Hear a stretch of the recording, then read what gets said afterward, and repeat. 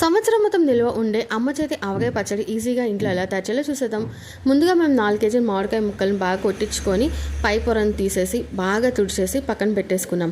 ఇప్పుడు ఇంకొక గిన్నె తీసుకొని అందులో ఒక 1/2 కేజీ 3 మ్యాంగో మిర్చి పౌడర్ని వేసుకున్నాం.